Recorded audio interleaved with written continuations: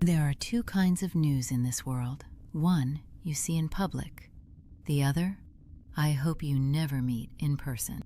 The first complaint came in before I reached the floor.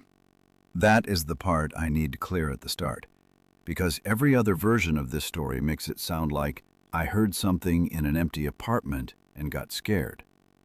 I did not hear anything at first. The building heard me. I was working the overnight desk at Bellwether Court, a 13-story apartment building near the river. It was not luxury, but it wanted people to think it had once been luxury. Brass railings in the lobby, marble tiles with old cracks under the rugs, a wall of mailboxes that never closed evenly, 2 elevators that ran fine as long as nobody asked them to hurry. The desk sat behind a half-moon counter facing the front doors. Behind me were the camera monitors, the paper shift log, the package shelf, and a phone with 3 lines nobody used unless they were angry or locked out. My name is Nolan Mercer. At that time, I had been there 7 months, long enough to know that vague complaints were the worst. A tenant saying, "There is noise upstairs," is not a problem you can solve. It becomes a little weather system. You walk, you listen, you write down that you heard nothing. In the morning, the manager reads your report and tells you to keep documenting. That is most night security work. You document what did not happen. The first call came at 2:17 a.m. Line 2 lit up on the desk phone, which was strange by itself. Most tenants called the front desk number, and that came through line 1. Line 2 was for the old emergency panel in the elevator vestibule and for a few apartment intercoms that had never been updated. I answered with the script. "Security desk, this is Nolan." There was a woman breathing on the line. Not crying, not panicked, just close to the receiver, like she had been waiting for me to pick up. Then she said, "Can you ask him to stop walking outside my door?" I looked at the complaint screen. The system had already opened a new ticket. Noise complaint, Unit 1304. That made me sit up a little. Unit 1304 was vacant. It had been vacant since before I started. The door had a lockbox on the handle for maintenance. The resident portal showed it as offline. The mail slot had a strip of blue painter's tape across it so the carrier would stop stuffing ads inside. I said, "Ma'am, can you confirm your unit number?" The line stayed quiet. Then the woman said, "He is still there." I looked at the camera wall. On quiet nights, you do not watch every camera. Nobody does. You watch the ones that matter. Lobby entrance, package room, garage gate, elevator bank, 13th floor hallway, because the fire door up there never latched right unless the air pressure was kind. The 13th floor camera showed an empty hall. The carpet was gray. The exit sign near the stairwell glowed its tired red. The doors sat in a row with their little brass numbers catching the low light. 1304 was at the far end. No one stood outside it. I told the woman, "I do not see anyone there, but I will check." She said very softly, "He has keys." Then the line clicked dead. I wrote the time in the paper log before I left the desk. That was habit. The paper shift log stayed at the desk because the building's software froze at least twice a month, and because the old supervisor believed a thing was not real until ink had been wasted on it. 2:18 a.m., Line 2 complaint. Unit 1304 reports footsteps outside door. Unit vacant. Patrol check initiated. I took the west stairs. There was no reason to use the elevator for a noise complaint. The stairs were part of the fixed patrol route anyway. Lobby to 3, 3 to 7, 7 to 13. Down by the other stairwell if nothing needed follow-up. I remember the stairwell being too warm. The building held heat badly, especially near the top floors. The paint on the railings had gone soft from years of hands and cleaning chemicals. On the landing between 12 and 13, somebody had dropped one brown paper towel and stepped on it enough times that it had become part of the floor. Real buildings keep little records like that. They remember every person who did not quite finish cleaning up. I came out on 13 with my flashlight low. The hallway was empty. I stood still for 10 seconds and listened. No television, no music, no argument, no footstep. Just the air handler behind the ceiling pushing tired air through vents that rattled every few minutes. I walked to 1304. The blue tape was still across the mail slot. The lockbox hung from the handle. No light showed under the door. That is the first thing you check at a vacant unit. People think you put your ear to the door. You do not, unless you want to look like a man in a movie. You look for light. You smell for smoke.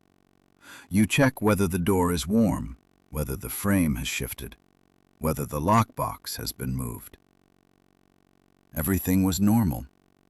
I keyed the radio. Desk to log, 13 check. No noise outside 1304. Unit secure. The radio was for me and for the recording system. Nobody else was on site unless maintenance got called in. I had just let go of the button when the phone at the desk started ringing. I heard it through the radio. Line 2. One ring. Then the system answered automatically and routed it to the recorder. My tablet buzzed. New complaint. Unit 1304. Subject. Keys at door. The text field had only one sentence. He keeps shaking his keys like he wants me to answer. I looked down at my hand. My key ring was still moving from when I had released the radio. I closed my fist around it. The hallway went very quiet. I did not knock. There was no reason to knock on a vacant unit, and every bad decision I have seen on a night shift began with somebody trying to prove they were not afraid. I walked back to the elevator camera blind spot and called the desk phone from my cell. Line 1 rang through. Normal. I let it ring twice and hung up. Then I called the emergency panel test number. Line 2 lit on my tablet. Normal. So line 2 worked. It was not phantom wiring or a dead board throwing old signals. Something had called from 1304 while I was standing outside 1304 with the keys in my hand. I went back downstairs. The lobby looked exactly as I had left it. My coffee beside the monitor, the package scanner asleep on its dock. The sign-in binder opened to a page with one contractor name from 6 hours earlier. But the paper shift log was open to a new line. I had not written it. The handwriting was small and slanted left. Do not apologize through the door. Under it, in the same hand, she answers apologies. I read that twice. Then I looked at the camera monitor. 13 was empty. The timestamp in the corner said 2:24 a.m. The old supervisor had once told me that when a building gives you two kinds of records, you should trust the one that makes less sense. Machines make simple mistakes. People make complicated ones. A machine will drop a line. A person will change a line so it looks harmless. I did not like that advice when he gave it. I liked it less that night. I checked the desk camera next. It faced the lobby counter from above the package shelf. On the recording, I saw myself leave for the 13th floor at 2:18. I saw the empty desk. At 2:23, the shift log opened by itself. The pen lifted out of the crease between the pages. It wrote the warning while no hand held it. There are things you think you would do when you see something impossible. You think you would run, or pray, or laugh because your mind will reject it. I did something smaller. I moved my coffee away from the log because some practical part of me was afraid the cup would tip and ruin the evidence. Then I called the property manager. She did not answer. It was 2:26 in the morning. Of course, she did not answer. I left a message that made me sound too calm. This is Nolan at Bellwether. I have repeated complaint activity from Vacant Unit 1304 and an unexplained entry in the paper log. I am holding position at the desk until I can verify whether maintenance has access history. I did not mention the pen. Not yet. Line 2 lit again. I let it ring once before I answered. Security desk. The woman was crying now, but quietly, like she did not want to bother anyone. He is not outside anymore, she said. I looked at the 13th floor camera. Empty hallway. Who is outside, ma'am? She breathed in. The new one. The new guard? He does not know the rule. I looked at the shift log. Do not apologize through the door. I said, what rule? The line hissed. Behind the hiss, I heard the air handler from the 13th floor. Then I heard my own radio click, the one on my belt. I had not touched it. My voice came out of it from the recorder channel. Desk to log, 13 check. No noise outside 1304. Unit secure. The woman on the phone whispered, he said it was quiet. I did not answer. It is never quiet up here, she said. Then the line went dead. At that point, I should have called police. That is what the morning version of me would have written. Unknown person possibly inside vacant unit. Active phone line. Unexplained access to desk materials. But the night version of a person is not the same person. The night version has a desk to hold, a building full of sleeping tenants, and a brain that keeps trying to turn the impossible into a procedure. So I did what procedures allowed. I called maintenance. The on-call technician was a man named Luis. He answered on the 5th ring and sounded like he had been pulled from the bottom of a well. I told him I needed the history on Unit 1304. He said, Vacant. I know it is vacant. Then why are you calling me? Because it is calling the desk. He was quiet. Not sleepy quiet. Careful quiet. Then he said, Which guard are you? Nolan. Did anybody show you the back page of the log? I looked at the paper book. What back page? Luis sighed through his nose. Do not go back upstairs alone. Why? Because the last guy apologized. I did not move for a few seconds.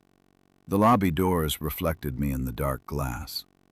Just a tired guard in a navy shirt, one hand on the phone, one hand near the radio, trying to decide whether the sentence he had just heard belonged in the world. Luis told me to turn to the inside back cover of the shift log. There were names written there. Not many. 6, maybe 7. Different handwriting, different years. Beside each name was a date and one short note. Marlon knocked twice. Eddie asked if she needed help. Joanne said sorry for waking you. Cal entered with master key. The last line was blank, except for one word penciled beside it. Nolan. My name had been written there before I opened the cover. Luis said, If she calls again, do not say sorry. Do not promise to come in. Tell her the hall light is on. Who is she? He was quiet so long that I thought the call had dropped. Then he said, "Mrs. Alden.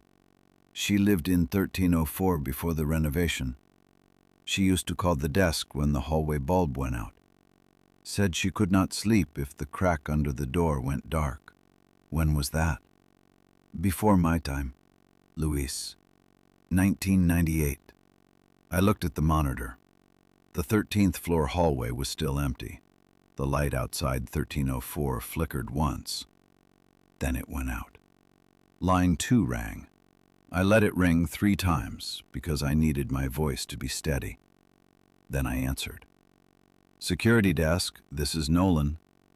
The woman did not speak at first. I could hear her breathing. I could hear something else too, a small sound, thin and repeated. Fabric dragging on carpet. She said, "It is dark again." I looked at the camera. The bulb over 1304 was out. Every other light on 13 was on. My mouth wanted to say, "I'm sorry." That is what you say when someone is scared. It is automatic. It is human. It is also why rules exist. They stop your better instincts from walking into old traps. I said, "The hall light is on." The words felt stupid because they were not true. The woman breathed once into the phone. The bulb outside 1304 came back on. Not all at once. It warmed from dark to amber, slow as an old lamp. She said, "Thank you." Then she added, "Can you ask him not to shake the keys?" I held my key ring still against my leg. "Yes, ma'am," I said. "I can do that." She hung up. The ticket system closed the complaint by itself. Resolution: hallway light restored. Assigned guard: Nolan Mercer. I did not go upstairs again that night. I sat at the desk until sunrise with the log open in front of me and my keys wrapped in a towel so they would not make sound when I moved. At 5:42, 20 minutes before handoff, the property manager finally called back. I told her, enough. Not all of it. Enough. She said she would review the system. She said old intercom lines sometimes crossed. She said paper logs collected jokes from guards with bad judgment. Then she asked whether I had entered 1304. I said, no. She said, good. Not, why would you? Not, of course not. Good. That was the second sentence that stayed with me. The morning guard arrived at 6. His name was Patrick. He was retired police, and he had the useful kind of skepticism. The kind that keeps you from embarrassing yourself without making you blind. He read my report. He looked at the back cover. Then he opened the supply drawer and took out a folded towel. For the keys, he said. I asked him how long he had known. He shrugged. Long enough to keep the bulb over 1304 changed. The file I sent later included the call times, the camera still of the pen moving, the ticket history, and a scanned copy of the back cover. Only the call times stayed in the official record. The camera clip was marked corrupted. The ticket history changed after export. The scan of the back cover came back blank except for 2 words in the lower margin. Hall Light. I left Bellwether Court 3 months later. Not because of Unit 1304. That is the strange part. You can live beside an impossible thing if it behaves like a building problem. You can make room for it in the route. You can tape a note inside the desk drawer. You can teach the new guard which words not to say. I left because the manager tried to replace the 13th floor bulbs with motion sensors. That felt cruel in a way I could not explain to her. The last night I worked, I took the west stairs at 5:40 and stopped at the end of the hall. The light outside 1304 was on. The blue tape still crossed the mail slot. The lockbox still hung from the handle. No sound came from inside. I stood there with my keys wrapped in the towel and said, not through the door, not loud enough to be an apology, "The hall light is on." The bulb warmed a little brighter. Downstairs in the paper log, Patrick later told me a new line had appeared after I left. Small handwriting, slanted left. He remembered. That was all. I do not know what Unit 1304 is. I do not know whether Mrs. Alden was there, or whether a building can keep the shape of a person's fear after the person is gone. I only know that every night shift has tasks that look pointless from the outside. Check the doors. Watch the cameras that matter. Write down what did not happen. Keep the keys quiet. Leave the light on for someone who cannot sleep when the hallway goes dark. Some records are there to prove a problem exists. Some are there because somebody still needs to be treated gently. Bellwether Court listed Unit 1304 as vacant, but every night after 2:17, someone at that desk still had one more tenant to take care of.